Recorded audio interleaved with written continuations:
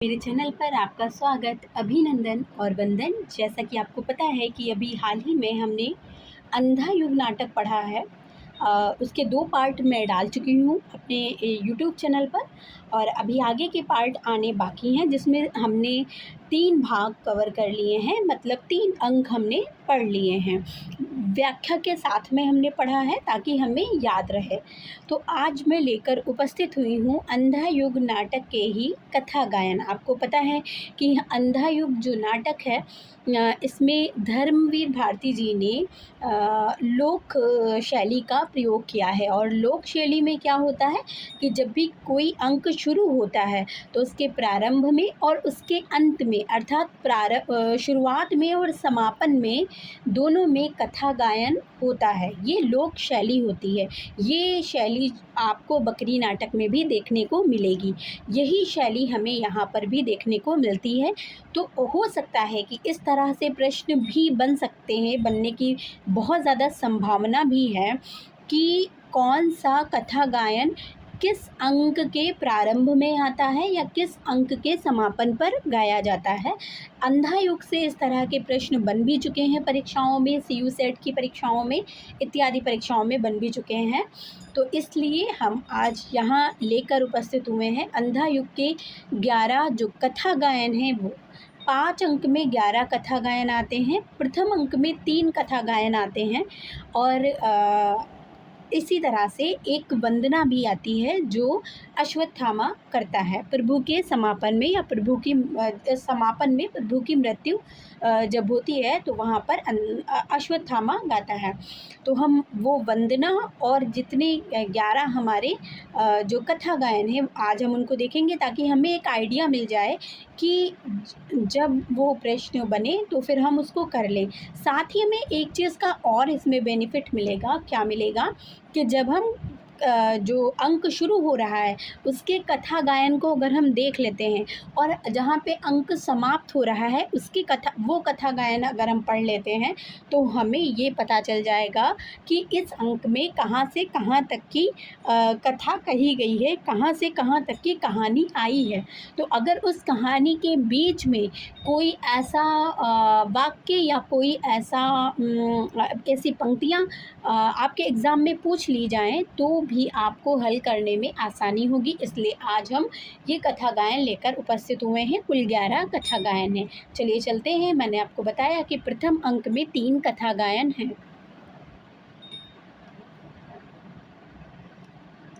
पहला जो कथा गायन है ये मैंने उसी का पीडीएफ ये रखा हुआ है, जिस पीडीएफ से मैंने आपको पढ़ाया था, ताकि आपको समझ में भी आए कि हाँ, इसी पीडीएफ से हमने पढ़ा था। मैंने इसलिए इसको हाईलाइट करके रखा हुआ है ताकि आप इसी से नोट्स भी बना सकें।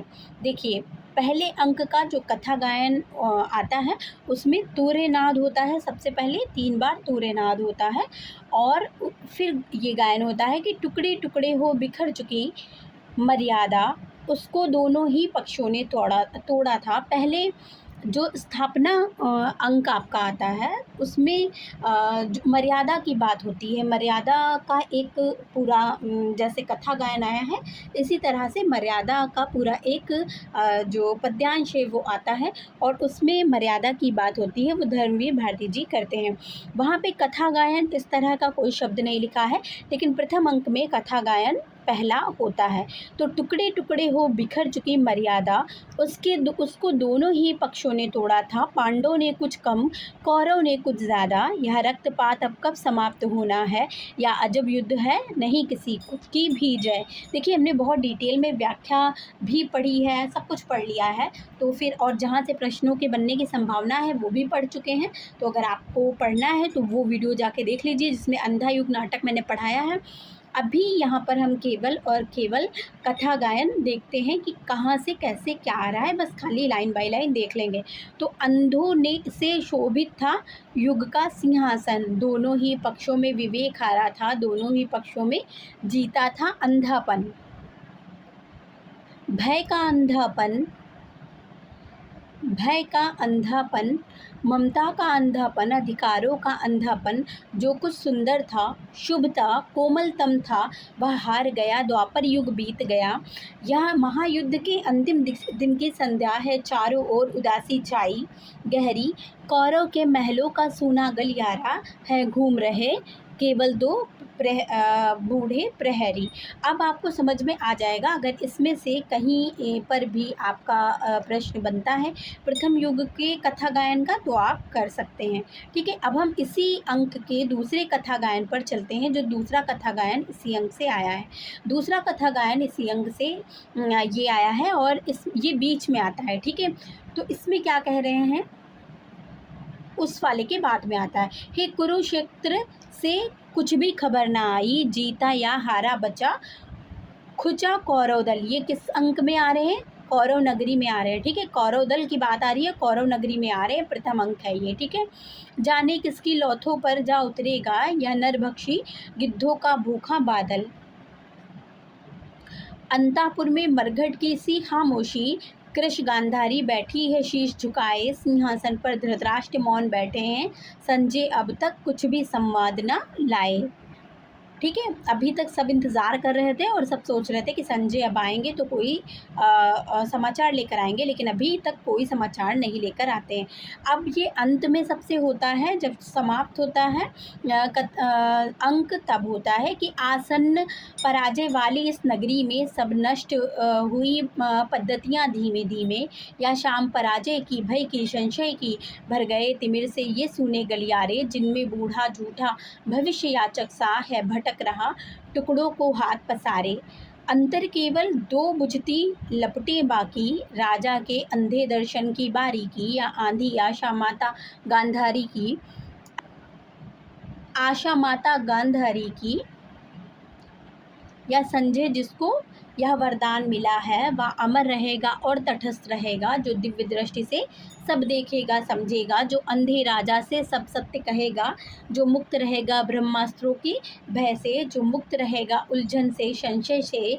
वह संजय भी इस मोह निशा से घिर कर है भटक रहा, जाने किस कंटक पथ पर। तो ये तीन जो कथा गायन है वो हमारे प्रथम अंक में होते हैं। कौन कौन से, सबसे पहले तो जो अंधा युग है, दोनों ही पक्षों ने मर्यादा तोड़ा, ये भी प्रथम अंक के कौरव नगरी में होता है।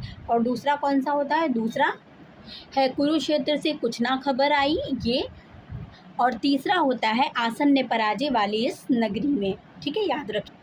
अब दूसरा अंक है और दूसरे अंक का जो पहला कथा गायन है वो वहाँ संजय पर ही हमने ख़त्म किया था। अब यहाँ भी पहला जो है वो संजय का ही है, संजय के लिए ही है कि संजय तटस्थ दृष्टा शब्दों का शिल्पी है। संजय क्या है, तटस्थ दृष्टा, मतलब वो इधर पक्ष और विपक्ष नहीं ले सकता, वो केवल तटस्थ रह के पूरा युद्ध देखेगा। पर वह भी भटक गया असमंजस के वन में, दायित्व गहन भाषा अपूर्ण श्रोता अंधे, पर सत्य वही देगा उनको संकट क्षण में। उनको संकट के क्षण में कौन, संजय ही क्या करेगा, सत्य बताएगा। किनको, धृतराष्ट्र और गांधारी को।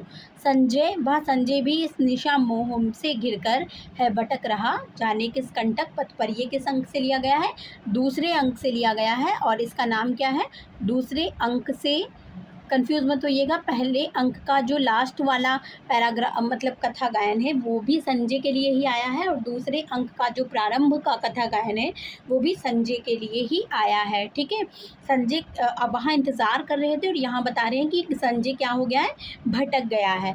और दूसरे अंक का क्या नाम है, पशु का उदय, हाँ पशु का उदय। ठीक है, कौरव नगरी पशु का उदय दूसरे अंक का नाम है। अब हम चलते हैं जो दूसरा कथा गायन है उस पर, जो लास्ट में आता है।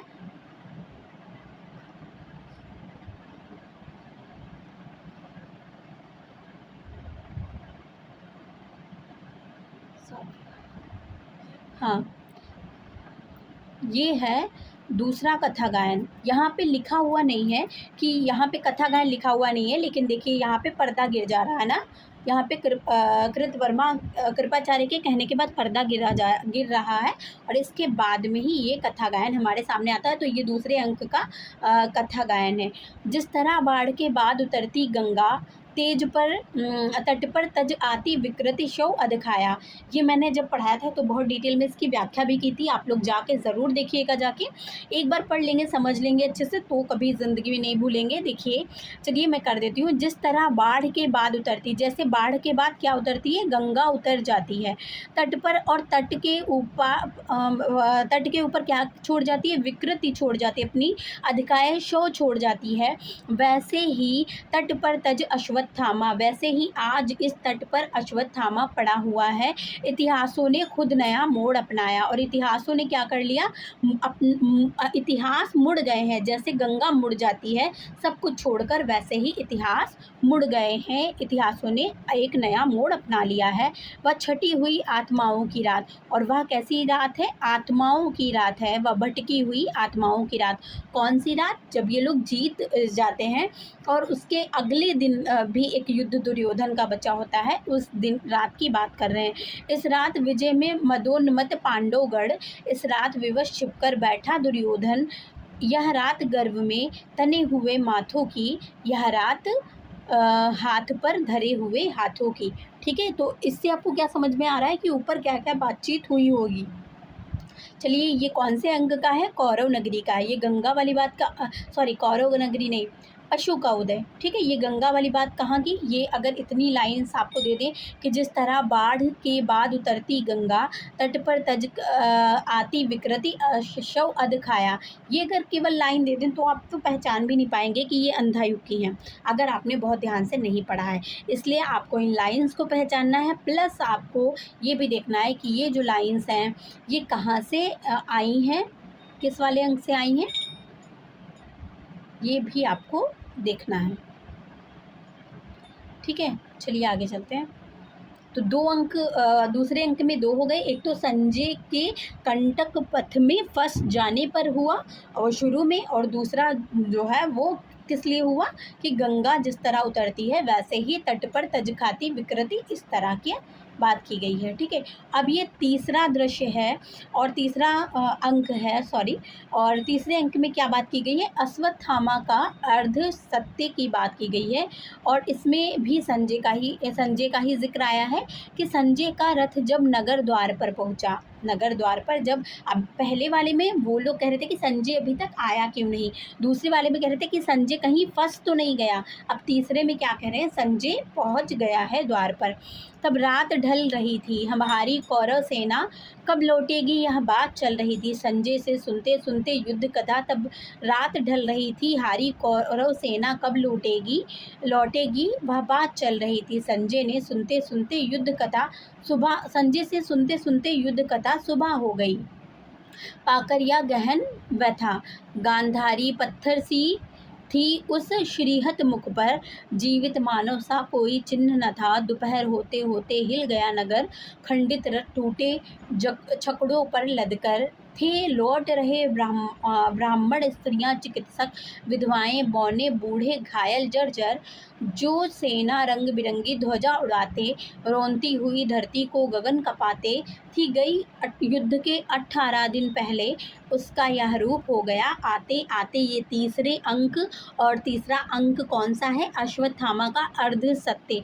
और अगर आपको ये दे दिया जाए ये पंक्तियाँ और आप इसका वर्णन सुन के निस्संदेह, मतलब मैं कह रही हूँ कि अगर किसी ने कथा संपूर्ण पढ़ ली हो और ऐसे टुकड़ों में विभाजित करके ना पढ़ा हो इस नाटक को, तो फिर वो सबसे पहले अगर कोई चीज़ लगाएगा तो वो कौरव नगरी लगा देगा। ठीक है, वो गैस हम यही करेंगे कि ये कौरव नगरी का है, क्योंकि ये वर्णन जो हो रहा है ये वैसा ही कुछ हो रहा है। ठीक है, तो ये आपको क्या लगाना है, जो जहाँ पर संजय आते हैं वो कौन से अंक में है, तीसरे अंक में, और तीसरे अंक का क्या नाम है, अश्वत्थामा का अर्ध सत्य। जबकि संजय के आने की जो आशा देखी जा रही थी, जो पथ देखे जा रहे थे, वो किस अंक में, प्रथम अंक में। और संजय की जब ये सोचा जा रहा था कि संजय कहाँ भटक गया है निर्जन पथ पर, तब क्या, तो दूसरे अंक में। और जब ये कहा जा रहा है कि संजय अब आ चुका है, ठीक है, संजय अब आ चुका है, तो फिर कौन से अंक में बात की जा रही है, तो फिर वो तीसरे अंक में बात की जा रही है। और तीसरे अंक के बाद क्या आता है, चौथा अंक, ठीक है। उसके बाद अंतराल, पंख, पहिए और पट्टियाँ आता है, उसमें कोई कथा गायन नहीं है, तो उसको हमने नहीं लिया। तो ये फिर आता है कथा गायन गांधारी का शाप, और इसमें किसकी स्तुति की जाती है, शंकर की, ठीक है। वे शंकर थे, वे रौद्र वेशधारी विराट प्रलय प्रलयंकर थे, जो शिविर द्वार पर दिखे अश्वत्थामा को। अनगिनत विष भरे सांप भुजाओं पर बांधे, वे रोम अगणित महाप्रलय साधे, जो शिविर द्वार पर दिखे अश्वत्थामा को। बोले वे जैसे प्रलय मेघ गर्जन स्वर में, मुझको पहले जीतो तब जाओ अंदर। युद्ध किया अश्वत्थामा ने पहले, है और कौन जो दिव्यास्त्रों से को सहले। शर शक्ति प्रास नराच गदाएं सारी, लोग क्रोधित हो अश्वत्थामा ने मारी। वे उनके एक रोम में समा गई सब, बाहर मान वंदना लगा करने तब, ठीक है। तो यहाँ और इसी अंक में भी अश्वत्थामा ये जो शिव तांडव है ये भी गाता है। जटा कटा समपरि लिंब निर्झरी समा, विलोच बीच वल्लरी विराजमान मूर्धनि। ये भी दगत दगत दगत, ये भी ये जो शिव तांडव है ये किस अंक में गाता है, इसी चौथे अंक में गाता है, गांधारी के शाप में, ये भी ध्यान रखिएगा, ठीक है। दो चीज़ें हमें पता चली, शंकर जी की बात कहाँ पर हुई है, चौथे अंक में गांधारी के शाप में बात हुई है, ठीक है। और हाँ, तीसरे अंक के समापन के समय कोई भी कथा गायन नहीं मिला, तो मैंने नहीं लिखा है, ठीक है। अब क्या यहाँ पे कथा गायन हो चुका है, ये लास्ट का, इसी अंक का चौथे अंक का ही ये लास्ट का कथा गायन है। वो शुरू का था, प्रारंभ का, और ये लास्ट का है कि स्वीकार किया यह शाप कृष्ण ने जिस क्षण से, उस क्षण से ज्योति सितारों की पड़ गई मंद। युग युग की संचित मर्यादा निष्प्राण हुई, श्रीहीन हो गए कवियों के सब वर्ड। इसको याद करना बहुत आसान है, क्योंकि गांधारी ने ही उन्हें शाप दिया था, ठीक है। और गांधारी ही का शाप ही चौथे अंक में आया है, तो उसको आप याद कर सकते हैं, ठीक है। चलिए आगे चलते हैं। अब कौन सा आ गया है, विजय एक क्रमिक हत्या, पांचवा अंक आ गया हमारा। और पांचवें अंक का जो कथा गायन है वो देखते हैं। क्या दिन महीने मास बीते ब्रह्मास्त्रों से झुलसी धरती। अब पांचवें अंक का गायन है, यद्यपि हो आई हरी भरी, अभिषेक युधिष्ठिर का संपन्न हुआ, फिर से पाकर पा न सकी। इसका नाम क्या है, विजय एक क्रमिक हत्या, मतलब विजय तो हो गई है, लेकिन ऐसा लग रहा है कि एक क्रमिक हत्या हुई है संपूर्ण राज्य की, ठीक है। सब मतलब कुछ भी खुशहाल नहीं नज़र आ रहा था। तो यहाँ पे क्या है, अभिषेक युधिष्ठिर का संपन्न हुआ, फिर से पर पा न सकी, खोई शोभा कौरव नगरी। ये कौरव नगरी देखकर आप क्या कौरव नगरी मत लगाइएगा। ये कौन सा अंक है, विजय एक क्रमिक हत्या, ठीक है। सब विजयी थे, ये समझ जाएंगे, लेकिन सब विश्वास ध्वस्त थे सूत्रधार खुद कृष्ण, किंतु शापग्रस्त थे। शापग्रस्त से गांधारी का शाप मत लगाइएगा। इस तरह पांडव राज्य हुआ आरंभ, पुण्य हत अस्त व्यस्त थे भीम, युद्ध बुद्धि से मंद, प्रकृति से अभिमानी, अर्जुन थे असमय वृद्ध। भीम क्या थे, प्रकृति से अभिमानी थे, मंद बुद्धि थे, और अर्जुन क्या थे, असमय वृद्ध हो गए थे। नकुल क्या थे, अज्ञानी थे। सहदेव क्या थे, अर्ध विकसित थे शेषों से ही अपने। और युधिष्ठिर क्या थे, जिनके माथे पर चिंता थी, थे लदे हुए भाव, विकृत युग के सपने थे वही जो समझ रहे थे ये क्या होगा। तो युधिष्ठिर का जो ये चिंता है ये किस अंक में आई है, ये पांचवें अंक के प्रारंभ में हमें देखने को मिलती है कथा गायन में, ठीक है। अब ये जो पांचवें अंक का जो अंत का कथा गायन है उसमें क्या बात कह रहे हैं कि यो गए बीतते दिन पांडव शासन के, नित और अशांत युधिष्ठिर होते जाते, विजय खोखली निकलती आती, विश्वास सभी घन तम में खोते जाते। देखिए शुरू में भी किसकी बात की जा रही है, युधिष्ठिर की, पांडवों की बात की जा रही है, और अंत में भी कथा गायन में पांडवों की बात की जा रही है। किस अंक में, विजय एक क्रमिक हत्या में, ठीक है, विजय में, क्योंकि पांडवों की विजय हुई थी, तो आप इस ऐसे भी याद रख सकते हैं। अगला जो अंक है हमारा वंदना, नहीं, प्रभु की मृत्यु। इसमें मैंने कहा था कि वंदना भी एक आई है, जो कौन गाता है? अश्वत्थामा गाता है। अब ये क्या कह रहे हैं कि तुम जो हो शब्द ब्रह्म, अर्थों के परम अर्थ, जिसका आश्रय पाकर वाणी होती ना व्यर्थ है, तुम्हें नमन है, उन्हें नमन करते आए हैं जो निर्मल मन, सदियों से लीला गायन, हरि के रहस्यमय जीवन की है जरा अलग व छोटी सी मेरी आस्था की पगडंडी, दो मुझे शब्द, दो रसानुभव, दो अलंकरण। ये देखो यहाँ पे ये जो पंक्तियाँ आई हैं, ये आपके लिए इम्पॉर्टेंट है, ठीक है। दो मुझे शब्द, दो रसानुभव, दो अलंकरण, मैं चित्रित करूं तुम्हारा करुण रहस्यमरण। किसका रहस्यमरण? तुम्हारा चित्रित करूं। तो ये जो चीज़ आई है, ये कहाँ पर आई है? प्रभु की मृत्यु की वंदना आई है। अब यहाँ पर कथा गायन होता है कि बहता प्रभास वन क्षेत्र महासागर तट पर, वह नभचुंबी लहरें रह रह कर खाती थी पछाड़, था घुला समुद्री फेन समीर झकोरों में, वह चली हवा व खड़खड़ कर उठे ताड़, थी वन तुलसा की गंध, वहाँ था पावन छायामय पीपल, जिसके नीचे धरती पर बैठे थे प्रभु शांत मौन निश्चल, लगता था कुछ कुछ थका हुआ व नील मेघ सा तन सांवल, माला के सबसे बड़े कमल में बची एक पंखुड़ी केवल, पीपल के दो चंचल पातों की छायाएं रह रहकर उनके कंचन माथे पर हिलती थीं, वे पलकें दोनों तंद्रालाश थीं, अधखुल थीं, जो नील कमल की पंखुड़ियों सी खिलती थीं, अपनी दाहिनी जांघ पर रखकर मृग के मुख जैसा बायां पग टिक गए तने से ले उसास, बोले कैसा विचित्र सा था युग। ठीक है, तो यहीं पर समापन होता है और यहीं पर समापन का ये अंतिम कथा गायन है।